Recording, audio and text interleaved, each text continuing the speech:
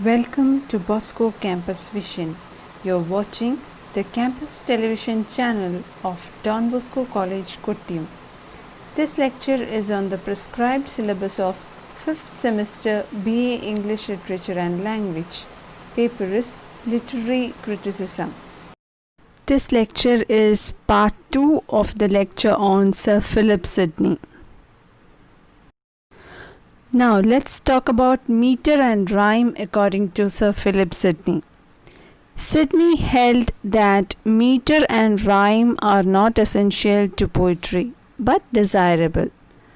Rhyme adds polish to speech. It imparts harmony, order, and proportion. It adds to words the sensuousness and emotional quality of music. It is also an aid to memory. Sidney is a conservative in the Horatian manner, believing in decorum and proper respect for ancient examples which have stood the test of time. He seems to be applying the spirit rather than the law of Aristotle's precepts. Sidney writes, as a man of the world for whom poetry has a natural and honored place in his life. According to Sidney, poetry is superior to all other branches of learning. It is superior to philosophy and history. Philosophy. Dealing with abstract rules and precept, the philosopher is hard of utterance and misty to be conceived. But the poet takes up the abstract rules and universal truths of philosophy and illustrates them by vivid and concrete examples which are intelligible to everybody. That means the poet explains the philosopher's hard utterances, that is the hard words, which are not easily understood by the common man. The poet takes that or explains that with concrete examples by giving different examples and makes it easier for the common man to understand. So what Sidney says is poetry is superior to philosophy. Next is history. History is so tied to what it is rather than what should be to a particular truth and not to general reason, that it cannot draw necessary consequences. Therefore, it is a less fruitful doctrine than poetry, which deals with universal considerations, what is fit to be said or done. Thus, poetry transcends nature without contradicting her. Poetry deals with what ought to be, not what it is, so it is superior to history. The Holy Scripture, in which there is nothing evil, has whole parts in it, which are poetical. Christ himself used poetical language. Sidney says that those critics who criticize poetry waste their time. There is no substance in their accusation, and so they should be ignored. Now let's talk about Sidney's answers to all the charges against poetry. First, to the charge that poetry is useless and waste of time, Sidney replies that poetry promotes virtuous action. Poetry teaches us virtue in a way intelligible even to the ordinary man. So it is not correct to say that it is a waste of time and energy to read and write. Second, to the charge that poetry is mother of lies, Sidney replies that the poet affirms nothing and therefore he never lieth.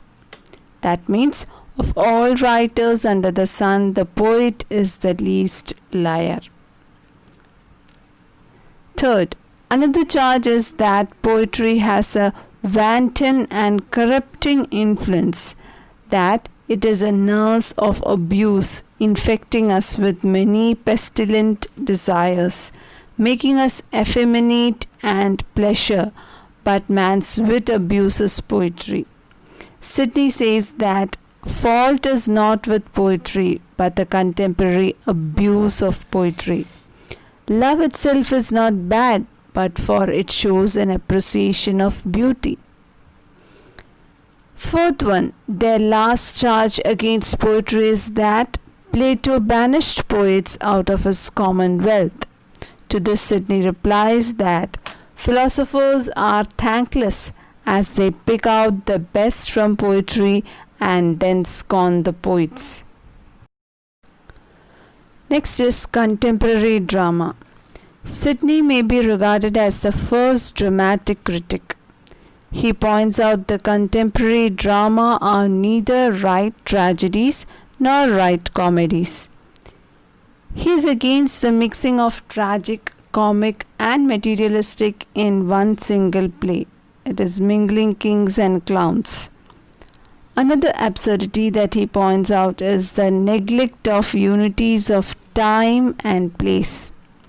According to him, it is impossible to suppose the stage now a garden, now a battlefield, and to see a whole story in a short span of 2 hours.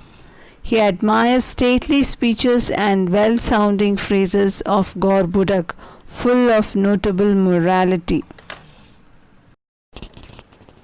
The two strains, the classist and the romantic, are juxtaposed in him.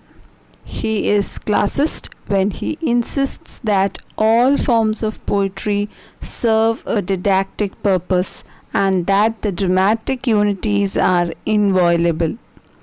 The romantic strain in him is evident in his idealization of poetry and the poet. Poetry is the first light giver of knowledge.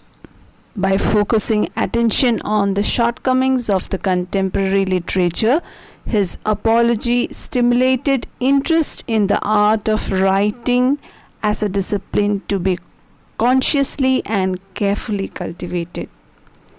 Sidney's apology is not a model of good prose. Many of his sentences are long, loose, and often clumsy. The rules of syntax and grammar are not always respected, but these are pardonable faults when we remember that the language was in state of flux in the 16th century and the principle of grammar had not been laid down. Sidney's prose bears the stamp of his personality. In this lecture, we studied Sir Philip Sidney's meter and rhyme, and his explanation regarding poetry is superior to all other branches, especially philosophy and history, and his answers to all charges against poetry, and also about contemporary drama. Do the given exercise and submit on time. Thank you.